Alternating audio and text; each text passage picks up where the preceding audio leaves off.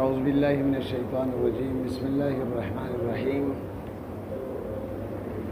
الحمد للہ رب العالمین والصلاة والسلام علی سید المرسلین وعلی آلہ وصحبہ اجمعین اما بعد سورۃ البقرۃ مدنیہ 206 او 87 آیہ. بسم اللہ الرحمن الرحیم اعوذ باللہ من الشیطان الرجیم بسم اللہ الرحمن الرحیم الف لام میم ذالک الکتاب لا ریب فیہ ھدی للمتقین الذین یؤمنون بالغیب ویقیمون الصلاة ومما رزقناہم ينفقون والذین یؤمنون بما انزل الیک وما انزل من قبلک وبالآخرۃ هم یوقنون اولئک علی ھدی من ربہم واولئک هم المفلحون.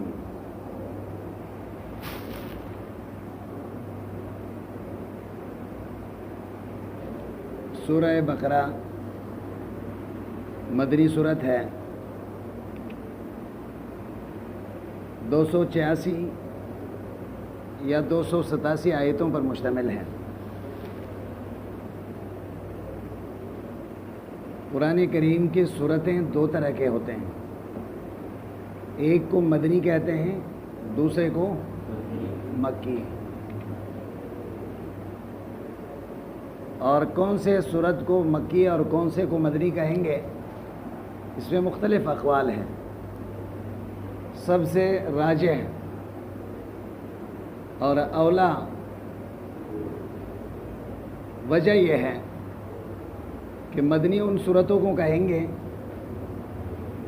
جو ہجرت کے بعد نازل ہوئی ہیں, چاہے مکے میں نازل ہوئے ہیں یا مدینے میں یا خارج مدینہ میں.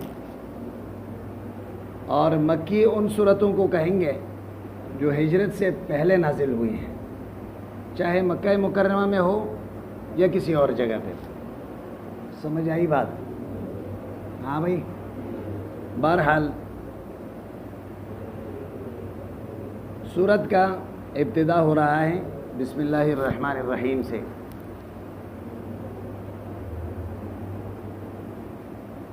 اور اس کے متعلق فقہاء اور محدثین کا اختلاف ہے. امام شافعی اور امام احمد بن حنبل رحمہم اللہ فرماتے ہیں یہ بسم اللہ الرحمن الرحیم جو سورت کے ابتدا میں ہوتے ہیں یہ سورہ فاتحہ کا بھی حصہ ہے اور باقی سورتوں کے بھی حصے ہیں. مستقل آیت ہے اس سورت کے. اور امام ابو حنیفہ رحمہ اللہ اور امام مالک یہ فرماتے ہیں یہ قرآن کریم کے ایک مستقل آیت ہے. بات سمجھ میں آئی نا؟ نہ سورہ فاتحہ کا حصہ ہے نہ کسی اور کے. یہ مستقل آیت ہے اور ہر سورت کے ابتدا میں اس کو لکھا گیا ہے للفصل بین السورتین. سمجھ آئی بات؟ ہاں البتہ سورہ نمل میں جو بسم اللہ ہے وہ اس سورت کا بھی حصہ ہے, اس پہ اتفاق ہے. سمجھ میں بات آئی؟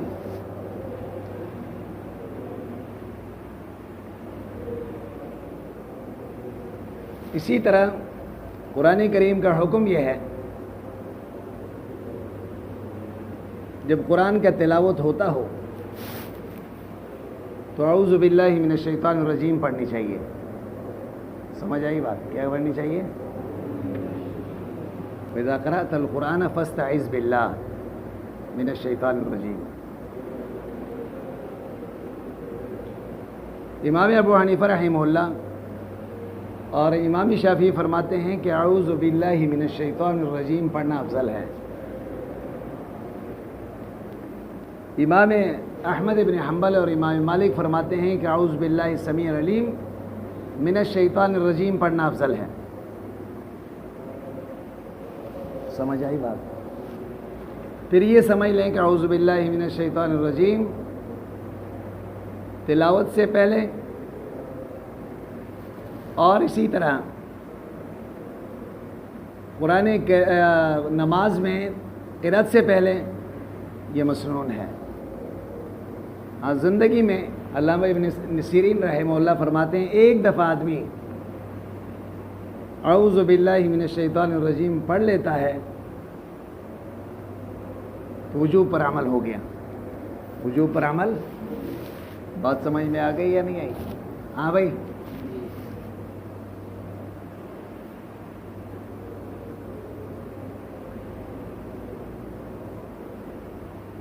سورہ بقرہ کو سورہ بقرہ کیوں کہتے ہیں؟ اس لیے کہ 8ویں رکوع میں ذبح بقرے کا واقعہ مذکور ہے، اسی نسبت سے اس سورت کا نام سورۃ البقرہ رکھا گیا۔ اور یہ نام کوئی بات والے محدثین نے یا فقہا نے نہیں رکھا، بلکہ احادیث میں اس سورت کا نام سورۃ البقرہ آیا ہے حضور کی طرف سے۔ سمجھ آئی بات؟ سورت نازل ہوئی ہے سورہ مطففین کے بعد، سورہ انفال سے پہلے۔ سورہ مطففین کے بعد اور سورہ انفال سے پہلے۔ اور اس سورت کے کل حروف کتنے ہیں؟ علامہ ابن کثیر رحمہ اللہ فرماتے ہیں اس سورت میں 25,500 کلمات ہیں۔ 25,500 کلمات ہیں۔ بات سمجھ میں آئی؟ بلکہ یہ سمجھ لیں 25,500 حروف ہیں، 25,000 حروف ہیں، اور کلمات جو ہے اس کے کل 6,121 ہے۔ کلمات 6,121۔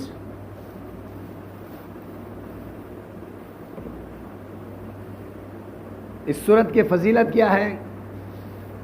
بہت سے روایتوں میں اس سورت کے فضیلت بیان کیا گیا ہے، جس کا تفصیل کے ساتھ علامہ ابن کثیر رحمہ اللہ نے تفسیر ابن کثیر میں تمام روایتوں کو بما جرح و تعدیل کے ذکر فرمایا ہے۔ سمجھ میں بات آئی؟ جیسے پہلے آپ کو کہا تفسیر ابن کثیر ایک تحقیقی تفسیر ہیں، اور جو روایتیں ذکر کرتے ہیں ان روایتوں میں بھی کلام کرتے ہیں۔ عام مفسرین تفسیری روایات کو ذکر کر کے اس کے سند کی حیثیت کو بیان نہیں کرتے ہیں، لیکن علامہ ابن کثیر اس کی حدیث کے سند کی حیثیت کو بھی بیان فرما رہے ہیں۔ اس کے متعلق پہلی روایت حضرت معقل ابن یسار رضی اللہ تعالیٰ عنہ کے ہیں۔ وہ فرماتے ہیں کہ ان رسول اللہ صلی اللہ علیہ وسلم قال البقرۃ سنام القرآن وذروۃ۔ سورہ بقرہ قرآن کریم کے سب سے عمدہ حصہ، ذروہ اور سنام کہتے ہیں سب سے عمدہ حصے کو، سب سے عمدہ حصے کو کہتے ہیں۔ گویا قرآن کریم کے سب سے عمدہ حصہ ہے۔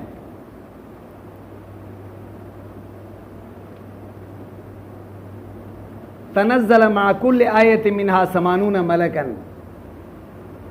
سورہ بقرہ جب نازل ہو رہے تھے اس کے ایک آیت کے ساتھ 80 فرشتے اتر آئے، ایک ایک آیت کے لیے 80 فرشتے اتر آئے۔ اور پھر ایک روایت میں حضور فرماتے ہیں وَفِيهَا آیَةٌ هِيَ سَيِّدَةُ آیَ القرآن۔ سورہ بقرہ میں ایک آیت ایسے بھی ہے جو تمام قرآن کے آیتوں کے سردار ہے۔ وہ کون سی آیت ہے؟ آیت الکرسی. آیت بات سمجھ میں آئی؟ یعنی سنام القرآن کہا، ذروہ کہا جو سب سے عمدہ حصہ ہے، اور پھر فرمایا کہ اس میں ایک آیت ایسی بھی ہے جو تمام آیتوں کے سردار ہے، وہ آیت ہے آیت الکرسی.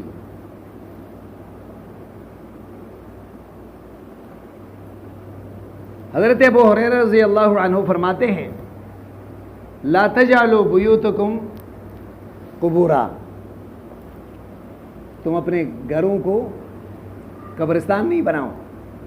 قبرستان میں قرآن کے تلاوت عبادت نہیں ہوتا. بات سمجھ میں آئی نا؟ آج کل تو لوگ قبروں کے پاس قرآن لے کے جا کے جو ہے تلاوتیں کرتے ہیں. بات سمجھ میں آئی نا؟ ویسے آدمی گزرتا ہے قبرستان سے، کچھ پڑھ کے ایصال ثواب کرتا ہے، اس کے منع نہیں ہے، لیکن باقاعدہ قرآن پڑھ کے وہاں بیٹھ کے قرآن کریم کا تلاوت یہ ممنوع ہے. بات سمجھ میں آئی نا؟ قرآن کی تلاوت کے لیے مسجد سے بہتر جگہ اور جگہ نہیں ہو سکتی. آپ کو ایصال ثواب کرنا ہے تو مسجد میں پڑھ کے کر لیں. سمجھ میں بات آئی؟ حضور اکرم صلی اللہ علیہ وسلم فرماتے ہیں لا تجعلوا بیوتکم قبورا، تم اپنے گھروں کو قبرستان نہیں بناؤ جہاں نماز نہیں ہوتی، جہاں تلاوت نہیں ہوتے. ہاں بھائی سمجھ نہیں آئی بات؟ پھر حضور نے فرمایا فَإِنَّ الْبَيْتَ الَّتِي تَقْرَأُ فِي سُورَةَ الْبَقَرَةِ لَا يَدْخُلُهُ الشَّيْطَانُ، جس گھر میں سورہ بقرہ کا تلاوت ہوتی ہو وہاں شیطان نہیں آتا. جس گھر میں سورہ بقرہ کا تلاوت ہو جائیں تو وہاں شیطان نہیں آتا. امام ترمذی رحمہ اللہ نے اس روایت کو نقل فرمایا، جیسے آپ کو بتایا علامہ ابن کثیر نے تفصیل کے ساتھ اس روایت کو نقل فرمایا. حضرت انس بن مالک رضی اللہ عنہ جس نے حضور کا 10 سال خدمت کی، وہ فرماتے ہیں کہ حضور اکرم صلی اللہ علیہ وسلم نے فرمایا ان الشیطان یخرج من البیت اذا سمع سورۃ البقرہ، جس گھر سے سورہ بقرہ کے تلاوت کے آواز آ رہی ہو تو وہاں شیطان نکل جاتا ہے. وہاں شیطان کیا کرتا ہے؟ کچھ فرق نہیں پڑا. ہاں بھائی ہاں اچھا. اسی طرح نبی اکرم صلی اللہ علیہ وسلم نے سہل بن سعد رضی اللہ عنہ صحابی رسول ہے، وہ فرماتے ہیں جو آدمی اپنے گھر میں رات کے حصے میں سورہ بقرہ کا تلاوت کرتا ہے، فرماتے ہیں کہ لم یدخلہ شیطان ثلاثۃ ایام، ثلاثۃ لیال، جس گھر میں رات کو سورہ بقرہ کا تلاوت ہو تو 3 رات تک اس گھر میں شیطان نہیں آئے گا، اور جس گھر میں دن میں سورہ بقرہ کا تلاوت ہو جائے تو 3 دن تک شیطان اس گھر میں نہیں آئے گا. سمجھ میں بات آئی یا نہیں آئی؟ حضرت عبداللہ ابن بریدہ فرماتے ہیں، اپنے والد سے نقل کر رہا ہے، صحابی رسول ہے، وہ فرماتے ہیں کہ کنت جالسا عند النبی، میں نبی اکرم صلی اللہ علیہ وسلم کے پاس بیٹھا ہوا تھا، اور فسمعتہ یقول، میں نے نبی اکرم صلی اللہ علیہ وسلم سے یہ سنا، نبی اکرم صلی اللہ علیہ وسلم فرما رہے تھے تعلموا سورۃ البقرہ، سورہ بقرہ سیکھ لو، فإن أخذها برکہ وترکها حسرہ، سورہ بقرہ کو یاد کرنا برکت سے خالی نہیں ہے، اس کا چھوڑنا خسارہ ہے. حسرۃ، بات آئی سمجھ میں؟ اس وجہ سے حضرت عمر فاروق رضی اللہ عنہ جیسے جلیل القدر صحابی، وہ فرماتے ہیں کہ میں نے سورہ بقرہ تفسیر کے ساتھ، سمجھ نہیں آئی بات، کس کے ساتھ؟ 12 سال میں سیکھا. حضرت عبداللہ ابن عمر رضی اللہ عنہ نے سورہ بقرہ تفسیر کے ساتھ 8 سال میں سیکھا. سمجھ آئی بات؟ اس لیے علامہ ابن العربی رحمہ اللہ فرماتے ہیں کہ مشائخ کا یہ قول ہے کہ سورہ بقرہ کے اندر 1000 اوامر ہیں، 1000 نواہی ہے، 1000 مواعظ اور قصص ہیں. بات سمجھ میں آئی یا نہیں آئی؟ ہاں بھائی. تو بہرحال اس سورت کا ربط ماقبل سورت کے ساتھ، اس سورت کا ماقبل سورت سورہ فاتحہ ہے، قرآن کریم کا پہلا سورت. چونکہ اس کے تفسیر علامہ محلی رحمہ اللہ نے سب سے پہلے آغاز اسی سے کیے تھے، اس لیے آخر میں لگایا. تو اس لیے مفسر جو ہے سورہ بقرہ سے آغاز فرما رہے ہیں. سمجھ میں بات آئی؟ اب یہ بات کہ سورہ بقرہ کا ربط سورہ فاتحہ کے ساتھ کیا ہے؟ ایک تو ربط اسمی ہے، ایک تو کیا ہے بھائی؟ ربط اسمی ہے. ربط اسمی کیا ہے؟ ایاک نعبد و ایاک نستعین. ایاک نعبد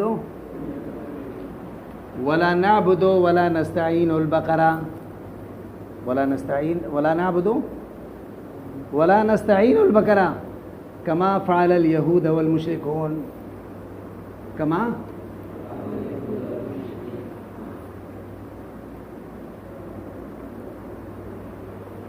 ولا نعبد ولا نستعین آل عمران.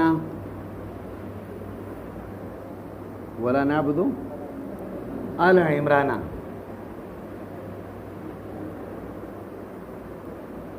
کما فعل النصارى. کما ونؤدی حقوق نسائنا. سورہ نساء گیا. ونؤدی حقوق نسائنا نحلا. ونؤدی صدقاتہن نحلا. بات سمجھ میں آئی نا؟ اللہم انزل علینا مائدۃ انعامک. مائدۃ سورہ مائدہ گیا. تو اس طرح ربط اسمی ہے قرآن کے ابتدا سے لے کر سورہ ناس تک. بات سمجھ میں آئی نا؟ ایاک نعبد و ایاک نستعین ولا نعبد ولا نستعین البقرہ کما فعل الیہود والمشرکون. ولا نعبد ولا نستعین آل عمران کما فعل النصارى ونؤدی حقوق نسائنا نحلا ونؤدی صدقاتہن نحلا. اللہم انزل علینا مائدۃ انعامک و افضالک. اے اللہ، جب ہم عورتوں کو ان کے حقوق دیں گے، ہمارے لیے اپنے فضل کے دسترخوان بچا دیں. سمجھ میں بات آئی؟ ربط اس میں ہو گیا. ربط ایک ہی ربط معنوی. دیکھو اللہ کا کلام ہے تو بندے کے کلام میں ربط ہوتا ہے، تو مالک کے کلام میں ربط نہیں ہوں گے. سمجھ نہیں آئی بات؟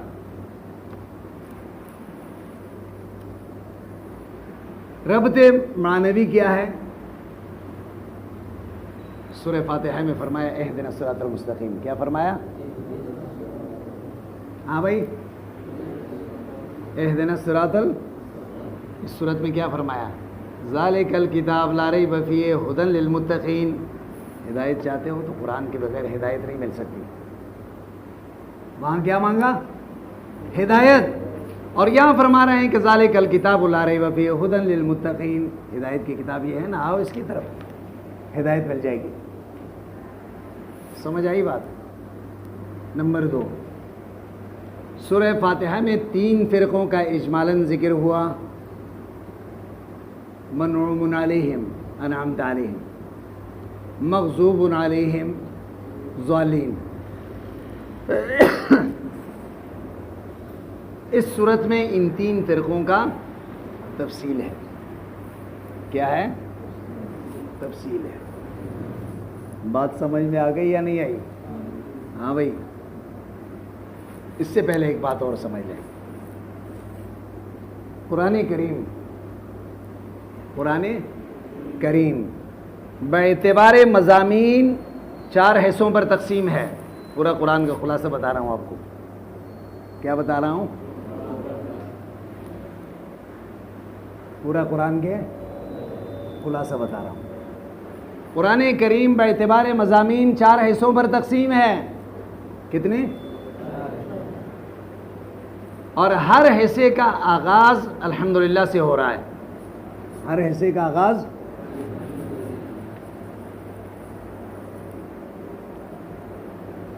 پہلا حصہ سورہ فاتحہ سے سورہ انعام تک. سورہ فاتحہ سے آغاز کس سے ہوا؟ الحمدللہ سے. کس سے؟ اس میں کئی مضامین بیان ہو رہے ہیں. اس میں بہت سے مضامین بیان ہو رہے ہیں، لیکن مرکزی مضمون کیا ہے؟ الخالق لکل شیء هو اللہ. مرکزی مضمون کیا ہے؟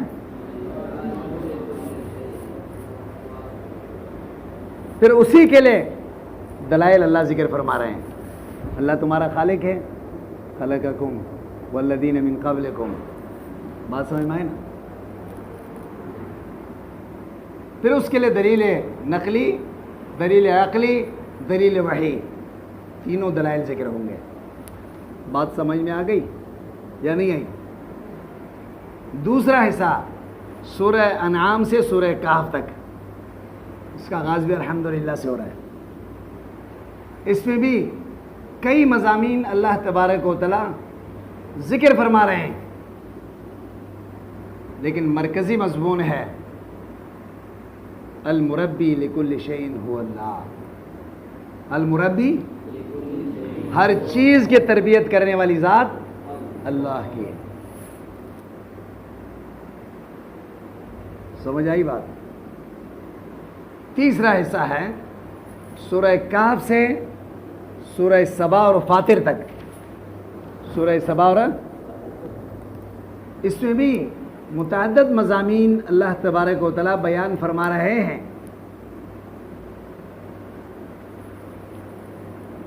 بات سمجھ میں آئی نا؟ لیکن مرکزی مضمون ہے المالک لکل شیء هو اللہ. المالک، ہر چیز کے مالک اللہ تبارک و تعالی ہے. چونکہ سورہ سبا اور فاطر چوتھا حصہ یہاں سے آخر تک ہے. اس میں کئی مضامین بیان ہو رہے ہیں، لیکن مرکزی مضمون 2 ہے. اس حصے میں مرکزی مضمون، تو اس وجہ سے سورہ سبا میں بھی الحمدللہ کے ساتھ آغاز ہو رہا ہے. سورہ فاطر کا آغاز بھی الحمدللہ سے ہو رہا ہے. سمجھ میں بات آئی؟ اس میں پہلا مضمون ہے مرکزی المبارک فی کل شیء هو اللہ. ہر چیز میں برکت ڈالنے والی ذات اللہ کی ہے. سمجھ آئی بات؟ دوسرا کیا ہے؟ اثبات القیامہ. آخری صورتوں میں آپ نے دیکھا قیامت کا تذکرہ کثرت سے ہو رہا ہے. 2 مضامین بیان، المبارک فی کل شیء اور ایک ہے اثبات القیامہ. یہ بات سمجھ میں آ گئی سب کو؟ ہاں بھائی. سورت کا ربط بھی سمجھ میں آ گیا. اب سورت کا خلاصہ سمجھ لیں. اس سورت کے اندر 4 مضامین بیان ہو رہے ہیں. کتنے مضامین بیان ہو رہے ہیں؟ اثبات التوحید، اثبات الرسالہ. سمجھ نہیں آئی بات؟ اثبات التوحید اور اثبات الرسالہ، جہاد اور انفاق.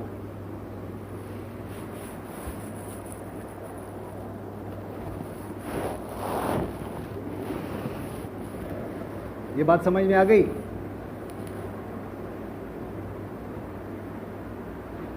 اس صورت میں ابتدا میں 3 فرقوں کا ذکر ہے. پہلا فرقہ منعوم علیہم کے. کس کی؟ منعوم علیہم کے. اللہ فرماتے ہیں ذالک الکتاب لا ریب فیہ ھدی للمتقین. پھر فرمایا متقی اور منعوم علیہم کون ہے؟ جن کے اندر 5 صفات ہوں. کتنے صفات ہوں؟ منعوم علیہم کے 5 صفات ذکر کریں گے. پھر ان کے دنیوی اور اخروی نتیجہ ذکر کریں گے. دنیوی نتیجہ کیا ہے؟ اولئک علی ھدی من ربہم. جو یہ 5 اوصاف کو اپنائے گا نا. کون کون سے 5؟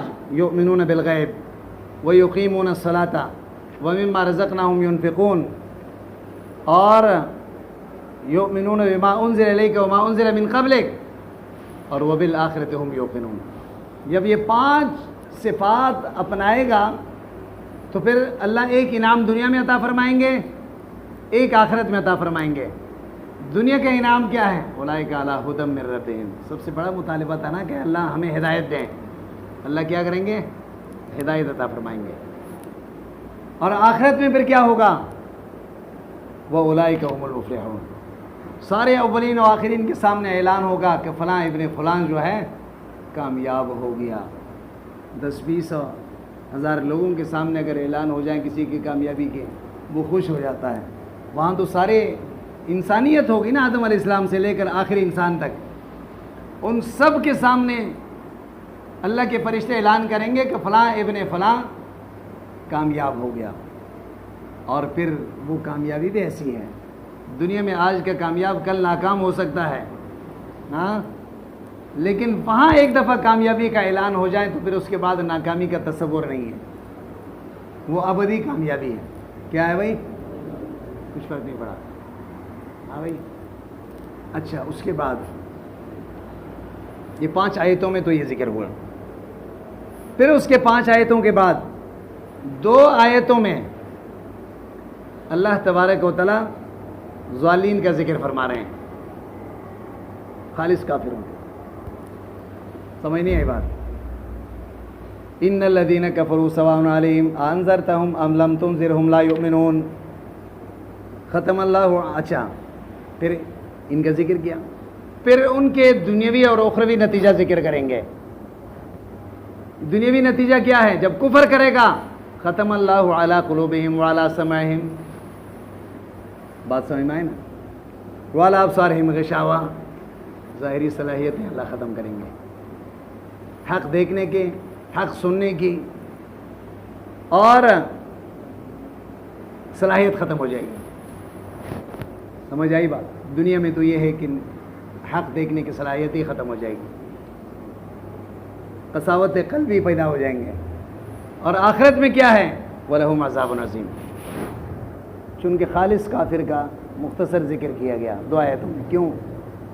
اس لیے کہ اس کے وہ دشمن واضح دشمن ہے, اس سے بچنا آسان ہے. کیا ہے بھائی؟ پھر مغضوب علیہم منافقین کا 13 آیتوں میں اللہ ذکر فرما رہے ہیں ان کے اوصاف. وَمِنَ النَّاسِ مَن يَقُولُ آمَنَّا بِاللَّهِ. اس میں منافق اور مغضوب علیہم کا ذکر ہے 13 آیتوں میں. ان کے مختلف صفات اللہ ذکر فرما رہے ہیں.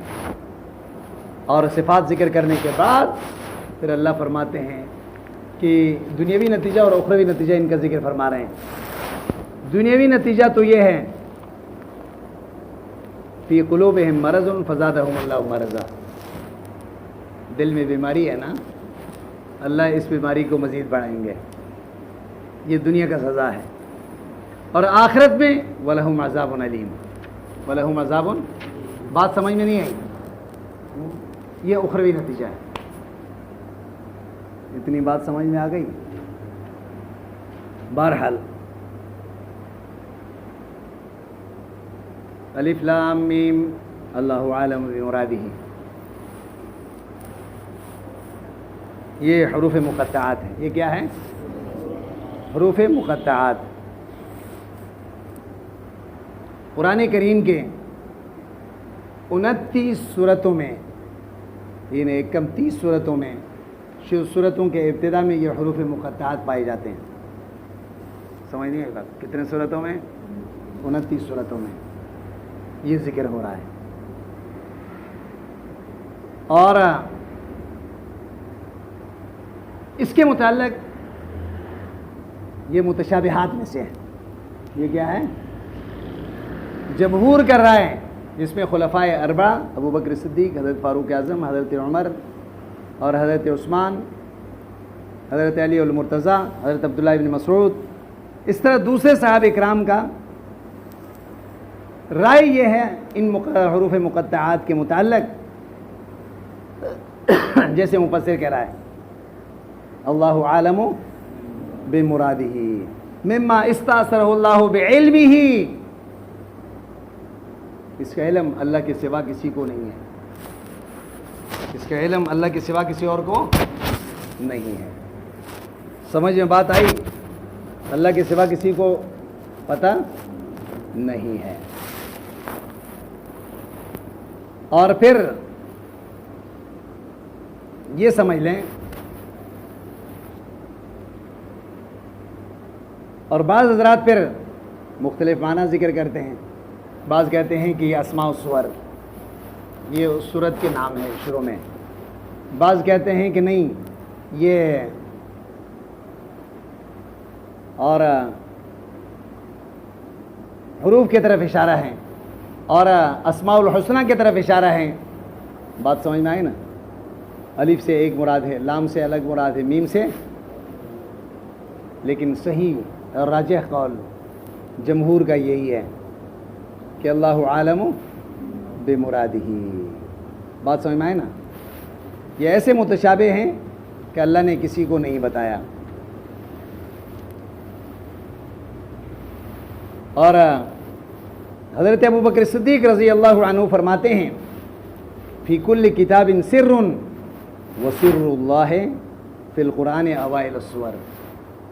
ہر کتاب کے کچھ نہ کچھ پوشیدہ باتیں ہوتے ہیں، کسی کو پتہ نہیں چلتا. قرآن کے اسرار کیا ہیں؟ یہی حروف مقطعات ہیں. کیا ہے؟ یہی حروف مقطعات ہیں. حضرت علی المرتضیٰ فرماتے ہیں ان لکل کتاب صفہ وصفۃ ھذا الکتاب حروف التہجی. ہر کتاب کے اندر کچھ مخصوص کلام ہوتے ہیں جو کسی کو نہیں بتایا جاتا ہے، اور قرآن کریم کے مخصوص جملے جو ہے یہی حروف مقطعات ہیں. یہی حروف مقطعات ہیں. حضرت داؤد بن ابی ہند یہ کہتا ہے کہ امام شافعی سے میں نے ان حروف مقطعات کے متعلق سوال کیا تو امام شافعی کہنے لگے یا داؤد ان لکل کتاب سرا، ہر کتاب کے کچھ نہ کچھ راز ہوتے ہیں. وَإِنَّ سِرُّ الْقُرْآنِ فَوَاتِحُ السُّوَرِ. بات سمجھ میں آئی نا؟ قرآن کے اسرار یہی صورت کا ابتدا ہیں. اور پھر فرمایا وصل ما سوا ذالک، ان کے بارے میں زیادہ سوال نہ کریں، اور چیزیں پوچھیں مجھ سے. بات سمجھ میں آئی؟ بہرحال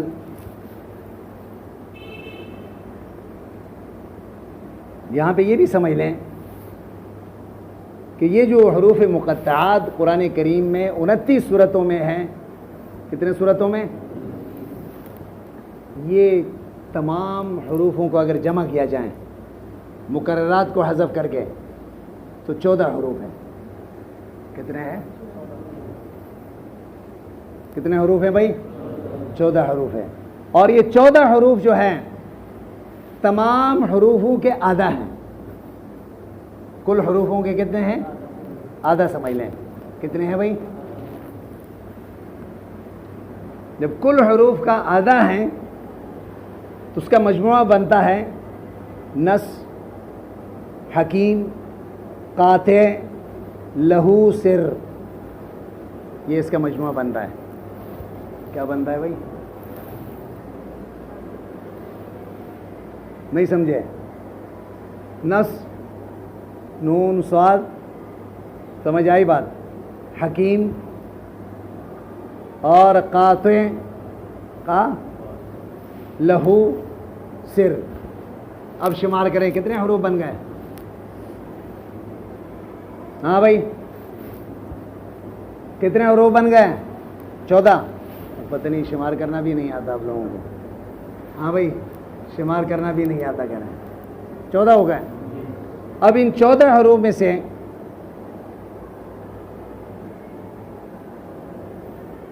باقی آدھے کو چھوڑ دیا گیا کل حروف کے۔ اگر باقی آدھا جو چھوڑ دیے گئے ہیں اور ان حروف کے ساتھ مقایسہ کیا جائیں، علامہ زمخشری فرماتے ہیں یہ جو مذکور ہیں جن کو چھوڑ دیا گیا ہے ان کے بنسبت یہ زیادہ افضل حروف ہے، اشرف حروف ہیں۔ حروف میں بھی تعداد ہوتے ہیں نا، کون سا زیادہ کثیر الاستعمال ہے، کون سے افضل ہے؟ تو کہتا ہے جن کو چھوڑ دیا گیا ان کے بنسبت جن کو ذکر کیا گیا حروف مقطعات میں سے وہ کیا ہیں؟ اشرف اور افضل حروف ہے۔ ایک بات یہ سمجھ میں آئی؟ ہاں۔ دوسری بات وہ یہ فرما رہے ہیں کہ اگر ہم تجوید کے نقطہ نگاہ سے دیکھیں ان 14 حروف میں جو ذکر کیے گئے ہیں حروف مقطعات میں، تمام حروف کے صفات پائے جاتے ہیں۔ تمام یعنی کیا مطلب؟ ان میں سے محموسہ بھی ہے، مجہورہ بھی ہے، اور شدیدہ بھی ہے، رخوہ بھی ہے، مستعلیہ بھی ہے، منحفظہ بھی ہے، قلقلے والے بھی ہیں، یعنی جتنا حروف کے اقسام ہیں ان کو اس میں کیا کیا گیا۔ اور پھر علامہ زمخشری تو جانتے ہو نا، نام تو سنا ہوگا، ہمارے علاقے کا ہے، بات سمجھ میں آئی نا؟ ہاں۔ تو وہ فرماتے ہیں کہ بھائی وہ فرماتے ہیں کہ قربان ہو جاؤں اللہ کے کلام پر، اللہ کے کوئی جملہ کوئی حرف بغیر حکمت کے نہیں ہوتے ہیں۔ ایک حروف مقطعات جس کے معنی ہم نہیں جانتے ہیں لیکن اس کے اندر اتنا خوبیاں ہیں، اتنا حکمتیں ہیں۔ سمجھ نہیں آئی بات؟ ہاں بھائی، ہاں یہ بات سمجھ میں آئی؟ ہاں۔ بہرحال جمہور کا رائے یہ ہے، جیسے مفسر کہہ رہا ہے اللہ عالم بمرادہ بذالک، اس کی مراد کو اللہ کے سوا کوئی نہیں جانتا۔ اب یہاں بھی ایک اشکال وارد ہوتا ہے، جب اس کے معنی اللہ نے نہیں بتایا کسی کو، پھر یہ نازل کیوں ہوا ہے؟ پھر یہ حکمت کیا ہے اس کے نزول کے، جب معنی ہی نہیں بتانا تھا؟ سمجھ نہیں آئی بات؟ اب بتائیں اس کی وجہ، آپ بتائیں تو آپ تو تفسیر ختم کر کے آئے ہیں نا بھائی، یہ تو ہم صرف اشارہ کریں گے اب آگے۔ یہاں تو آپ 10 پارے جو ہے مفسر بن کر آئے ہیں اتنے سالوں میں، اب بتائیں۔ ہاں بھائی،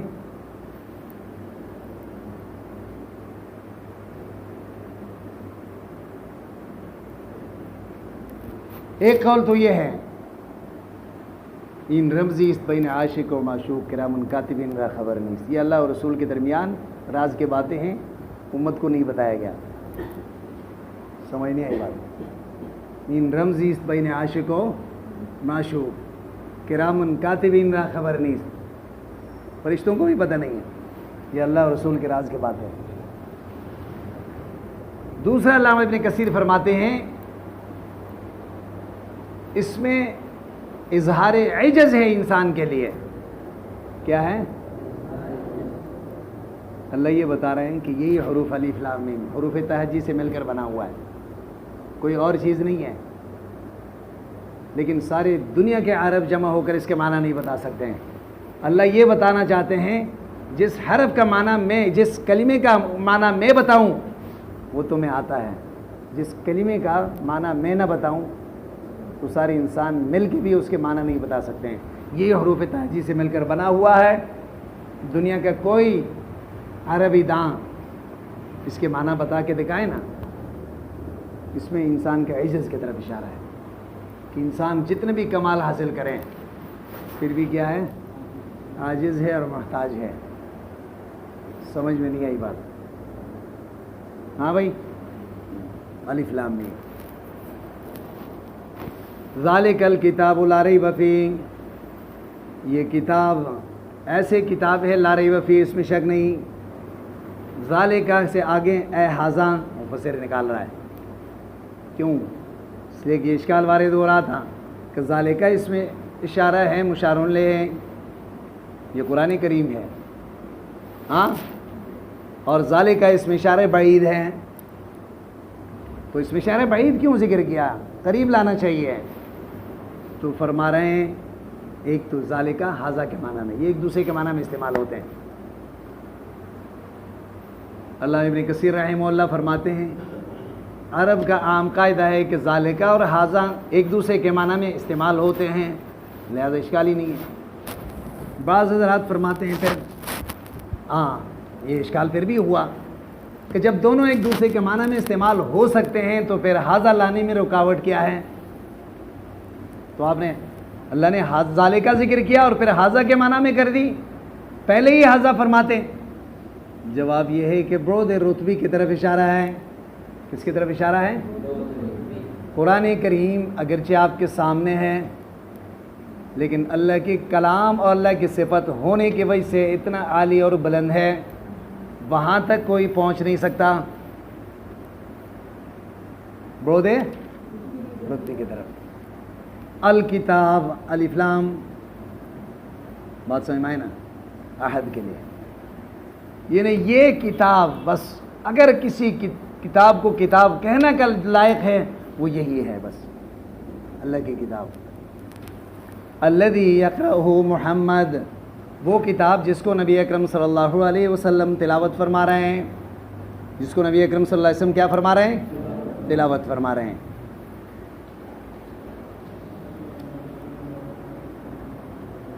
لا ریب فیہ، اس میں شک نہیں ہے.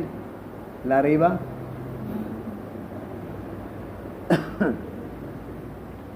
یہ ذہن میں رکھیں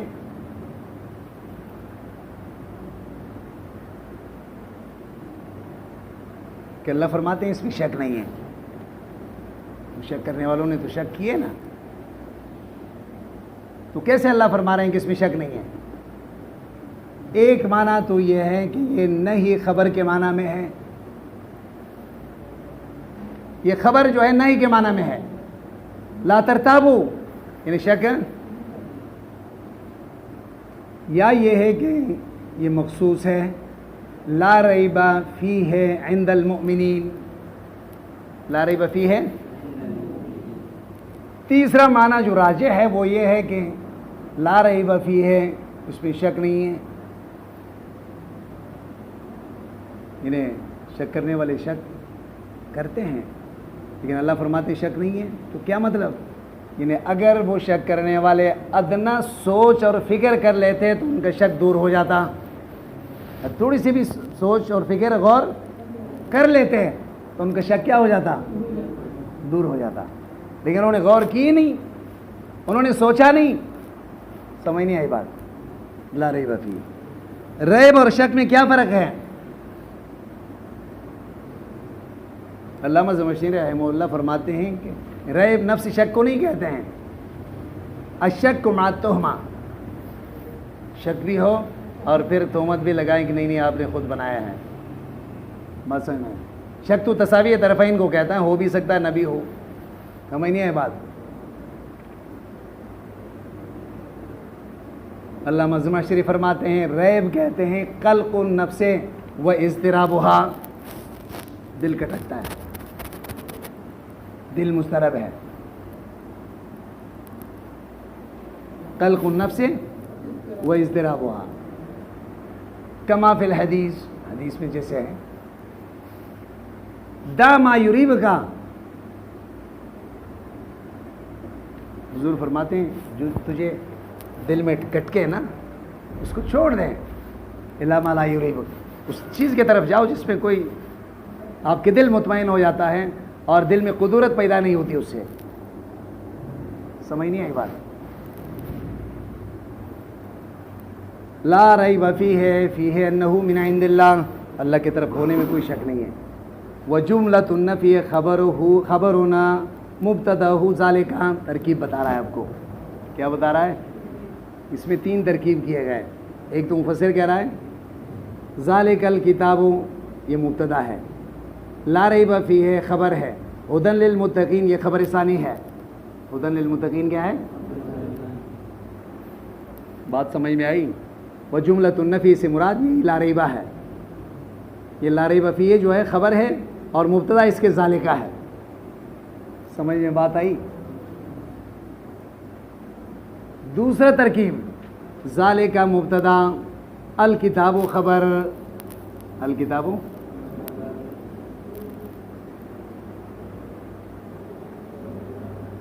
وہی دیکھیں استاد آ گیا، دیکھیں ٹائم ہو گیا نا.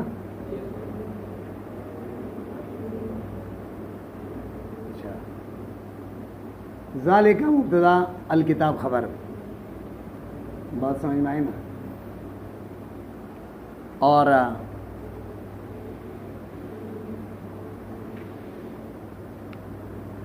لا ریب لا شک فیہ انہ من عند اللہ وجملۃ النفی خبر، اور نفی کا جملہ جو ہے یہ خبر ہے، ذالکہ اس کے مبتدا ہے.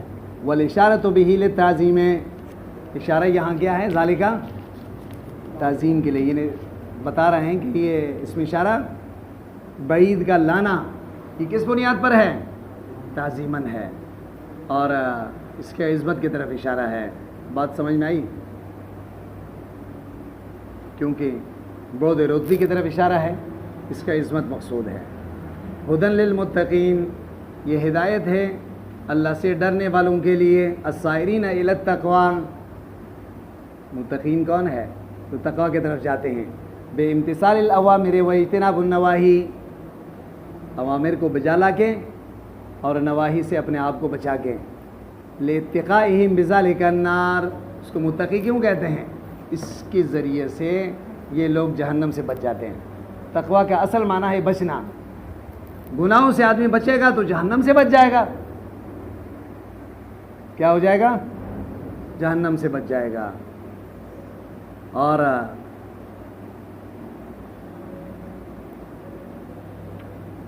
تقوی جو ہے پھر 3 قسم پر ہے. تقوی کتنے قسم پر ہے؟ پہلا ہے تقوی، وہ ہے جو شرک اور بدعت سے اپنے آپ کو بچاتا ہے. یتقون الشرک والبدع. دوسرا ہے تقوی یہ ہے جیسے مفسر کہہ رہا ہے امتثال اوامر و اجتناب النواہی، جو عام مسلمانوں کا صفت ہے، اور گناہ کبیرے سے اپنے آپ کو بچاتا ہے اور گناہ صغیرے کے اصرار سے بھی اپنے آپ کو بچاتا ہے. یہاں مسلمانوں کی تقوی ہے. تیسرا تقوی یہ ہے کہ شبہات سے بھی اپنے آپ کو بچاتا ہے. یہ انبیاؤں کا تقوی ہوتا ہے کہ وہ تہمت کے جگہوں سے بھی بچ جاتے ہیں، اور جہاں شبہ ہوتا ہے وہاں کیا ہوتے ہیں؟ ان سے بھی بچنے کی